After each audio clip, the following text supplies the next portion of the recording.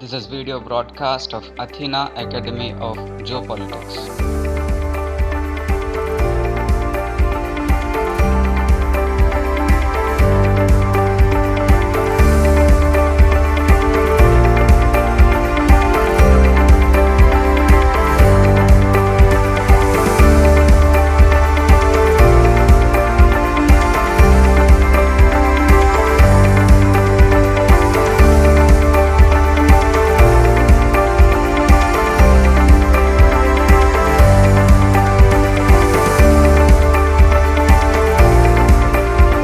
Hello there,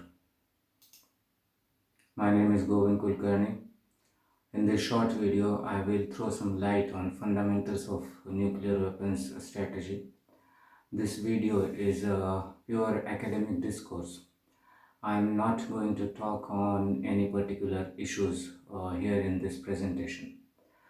Nuclear weapons are regarded as instruments of peace, and they, at least till today, have not been used as weapons of war, provided the instances of Hiroshima and Nagasaki. Now let's try to comprehend the concept of peace first under international politics. Now till today, our definition of peace remains a matter of individual interpretation. Peace is defined in many varied ways. However, there are two dominant interpretations, and they are called as positive peace and negative peace. These two terms were actually coined by Johann Galtung. Both the approaches, that is the positive peace and negative peace, aim at eliminating violence in all its forms. Positive peace takes a very holistic approach to the matter and traces roots of violence in starvation, disease, all kinds of inequalities, and in violation of human rights. But positive peace is by many regarded as a utopian concept and practice, as it is a very hard situation to be achieved universally. On the other hand, negative peace defines violence in limited terms. Negative peace implies absence of war, and war is described as an organized violence between nation states. In words of Karl von Clausewitz, war is continuation of politics by other means. The nation states are always caught in a security dilemma. That is, the self-help situation forces nation states to develop military capabilities and continuously enhance and modernize their military capabilities to defend themselves. Nation states tend to achieve peace by strength. Now, this has been the conventional approach to negative peace. We are going to add nuclear weapons, or we are going to make a placement of nuclear weapons as instruments of deterrence in this overall scenario of negative peace and positive peace and peace ultimately. Now, however, in the self-help situation, mistrust and miscalculations could give rise to the arms race between adversaries and could also precipitate into a war-like situation or in a war situation also. At one point, though, negative peace approach cannot make all-time guarantees of a long-lasting peace. It can help in avoiding a direct head-on collision between two adversaries. The United Nations recognizes the positive peace and negative peace simultaneously. Though United Nations is committed and has been established to maintain international peace and security, it has got very limited scope of intervention. Now, in all, the psychological pressure and apprehensions of insecurity and self-help situation, negative peace signifies stretching the period of peace as long as possible. Now, in this context, nuclear weapons could be instrumental in establishing negative peace. though they may not be instrumental in resolving the underlying conflict. It is a recent historical fact that due to the nuclear weapons only, the clash between the United States of America and the Soviet Russia during the Cold War and after the Second World War remained cold, and it never precipitated into a direct head-on collision between the United States of America and the Soviet Russia. Now, this is a historical example and historical experience on our part. Now, that is, there was no head-on collision, or there could not, or a head-on collision between two nuclear-capable countries could be avoided. That's what the experience of the Cold War dictates.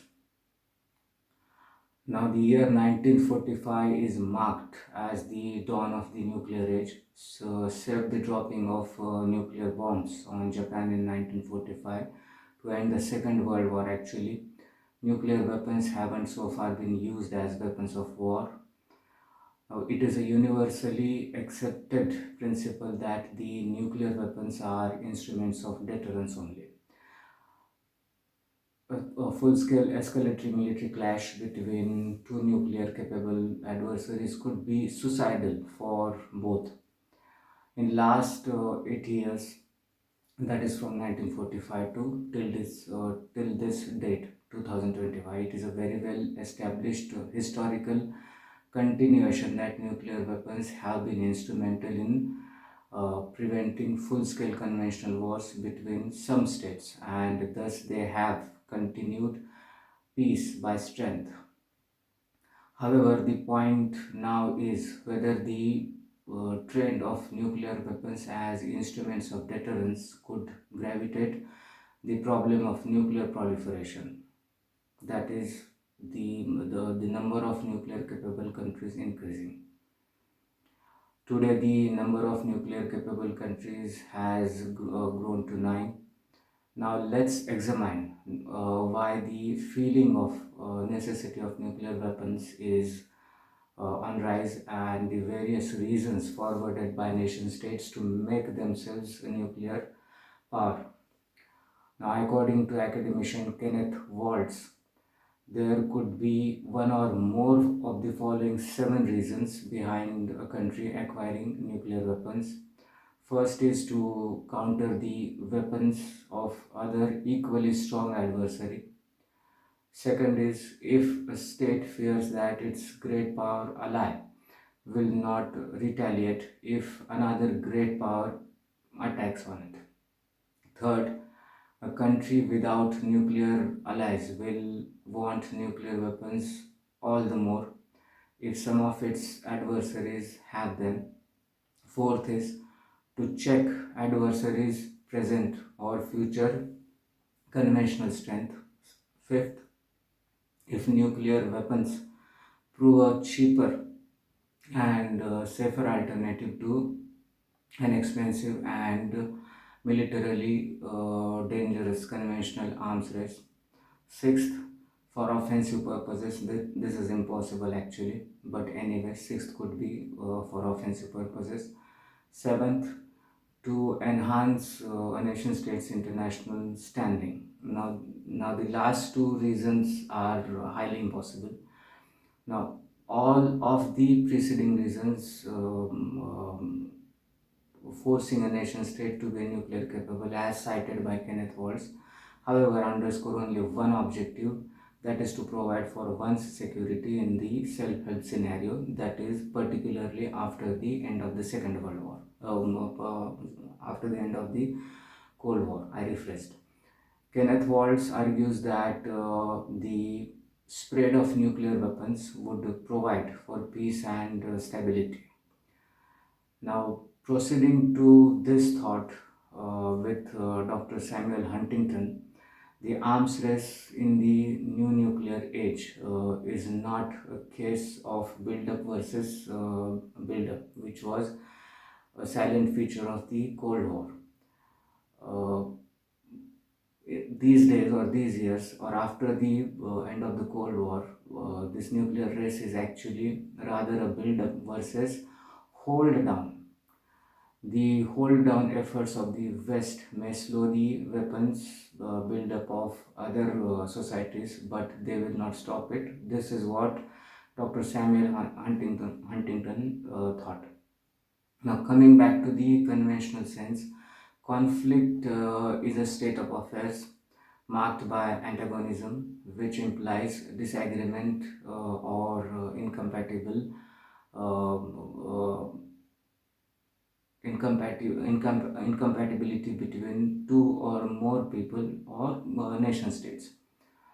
Conflict also signifies two groups, that is, nation states with perceived incompatible goals, try to undermine each other's goal seeking capability and is sometimes characterized by physical violence. Now, this discussion about the what conflict actually means or the is to understand the fact or the question that whether nuclear weapons could be instruments to resolve the underlying conflicts.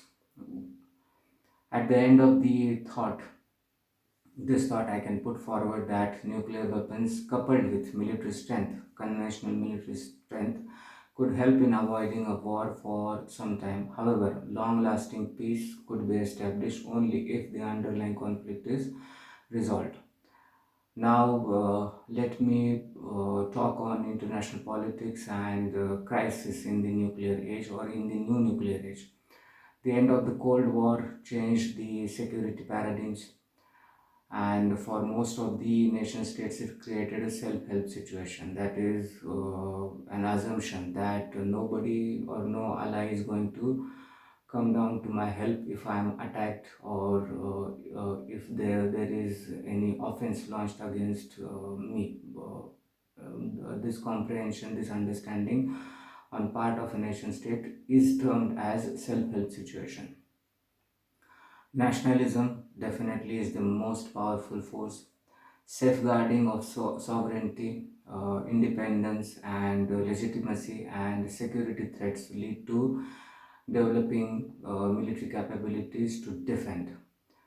In the overall international situations, every state interprets its self-help defense and security attempts as defensive, and the similar measures of adversaries as potential threats.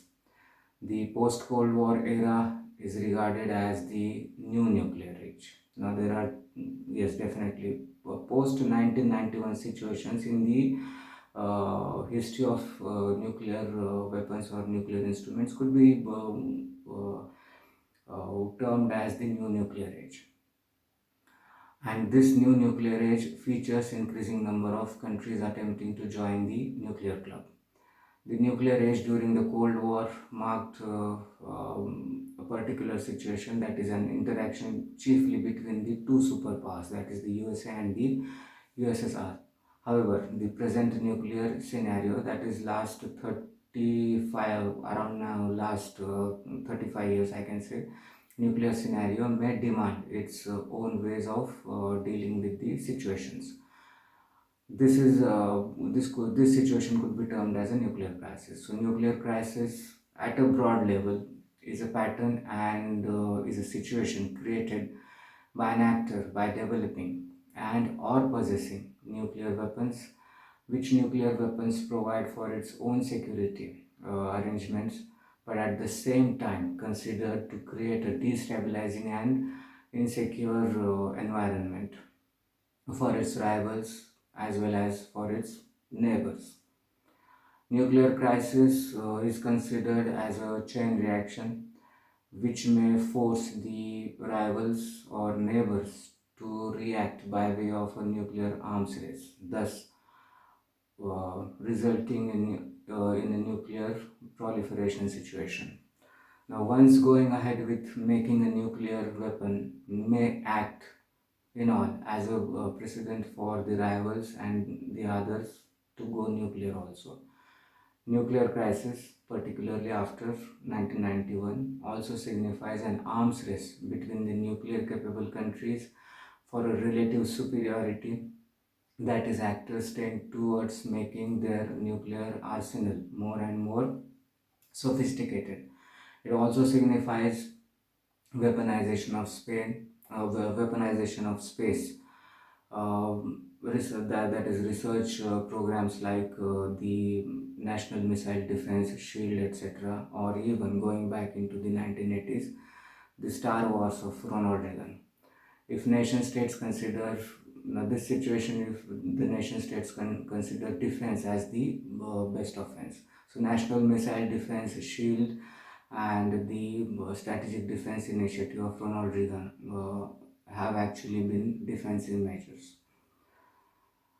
Nuclear crisis also implies reliance on the nuclear arsenal more than the conventional arsenal. Peculiar example is Russia. Now, failed attempts of vertical and horizontal nuclear non-proliferation at technical and political add to the nuclear crisis. Nuclear weapons and ballistic missiles, intercontinental ballistic missiles technology go hand in hand. States manufacturing nuclear weapons tend to acquire the capability to deliver them also over larger distances. That is, capacity to target an area which could be at a distance of, let's say, 8,000 or 10,000 kilometers from the launch site. Now, geographically observed.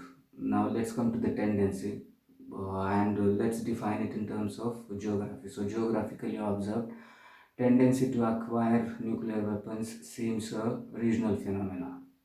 Nuclear crises have occurred only in the most volatile and unstable regions only. In the Latin America, Africa, Central Asia, and even Southeast Asia, countries have shown less interest for being nuclear capable, while in the Middle East, South Asia, and Northeast Asia, countries have shown greater inclination towards acquiring nuclear weapons. I am talking particularly post 1990 situations. Now, most of the flashpoints are also located in the Middle East, Southeast Asia, Northeast Asia. It could be observed that Latin America as a nuclear weapons free zone, that is, Latin America is actually nuclear weapons free zone, and one time threshold nuclear weapons capable countries like Brazil and Argentina are now signatories to the Nuclear Non-Proliferation Treaty, and they are not nuclear powers. South Africa had produced and then they dismantled 6 nuclear devices, as far as I have read, before it signed the Nuclear Non-Proliferation Treaty. Now, as regards Northeast Asia, in 1970s, South Korea had contingency plans for acquiring nuclear weapons, as it feared that US nuclear guarantees could be unreliable. However, at present, South Korea is a non-nuclear capable country. That is, it doesn't have any nuclear weapons. North Korea. North Korea's nuclear weapons crisis is of greatest concern today from United States of America's point of view. Now, during the Second World War, nuclear weapons were regarded as war-winning weapons. Throughout the Cold War, nuclear weapons were seen in the context of deterrence. Now, in the new nuclear age, especially in case of states like North Korea, nuclear weapons are seen by many as instruments to make political and economic bargains, and also to deter military interventions. Now, again, according to Dr. Samuel Huntington, the proliferation of nuclear and other weapons of mass destruction is a central phenomena of the slow but ineludible diffusion of power in a multi-civilizational world.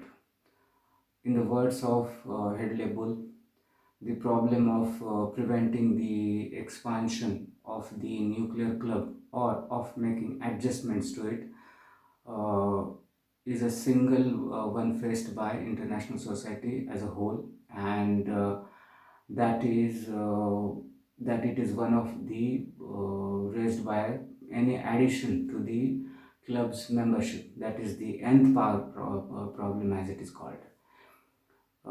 Head-level noticed the tension within this debate over how each state views their own position of nuclear weapons and those of other possessors. Now, some states may be viewed by others as outlaw or rogue nuclear states. Now, it means that branding happens. Now, the question is whether the proliferation of nuclear weapons would end. What about the fundamental psychological aspects on part of military states when they think of nuclear weapons as an essential power raising instrument, more in terms of security arrangements in comparison to conventional deterrence, that is Army, Navy, Air Force arrangements. Now, let's talk about the International Atomic Energy Agency and their safeguards. Former International Atomic Energy Director General Mohammad El-Bardai observed that should a state with a fully developed fuel cycle capability decide for whatever reason to break away from its non-proliferation commitments, most experts believe it could produce a nuclear weapons within a matter of months. Joining the Nuclear Non-Proliferation Treaty, becoming a member of the International Atomic Energy Agency, and accepting the safeguards of the agency are separate events, and they are independent of each other. One can be a member of, for instance, one can be a member of the International Atomic Energy Agency, but at the same time, it is not necessary for that country to be a signatory to the Nuclear Non-Proliferation Treaty. For instance, North Korea became a member of the agency, that is the International Atomic Energy Agency, in 1970s, but signed it in 1985. Nuclear proliferation may be all or many of either of the following acts in regard to nuclear weapons. First is to develop, produce, receive, possess, store, deploy, and test nuclear weapons. This is how very broadly nuclear proliferation and nuclear weaponization is defined, very broadly. Further, according to the International Court of Justice, this is very important again. According to the International Court of Justice, the threat of or use of nuclear weapons would generally be contrary to the rules of international law applicable to the armed conflict, and in particular to the principles and laws of humanitarian law. But the International Court of Justice is not definite whether the threat or use of nuclear weapons would be lawful or unlawful in an extreme circumstance of self-defense, in which the very survival of a state would be at stake. Now, the theory of deterrence is still attached to the nuclear weapons. Nuclear weapons are regarded as instruments to maintain peace and stability. Some scholars regard the proliferation of nuclear weapons as positive thing. We, the entire humanity and all the nation states, are still on the learning curve about the exact placement of nuclear weapons in the overall strategic calculations and thinking. Now, the nuclear weapons strategy is a very vast subject. Actually, when I was doing PhD, the topic of my PhD was on the nuclear North Korea and how to handle the North Korean nuclear situation. That is my that is I tried to examine and make an analysis of the situation of the nuclear weapons situation in the Northeast Asia. This is a very vast subject actually, nuclear strategy, but it is part of overall geopolitical thinking. For the moment, that's it from me now. As an introduction to the nuclear weapons strategy, I will keep posting. Bye for now. Thank you for logging onto my YouTube channel. Bye. This is video broadcast of Athena Academy of Geopolitics.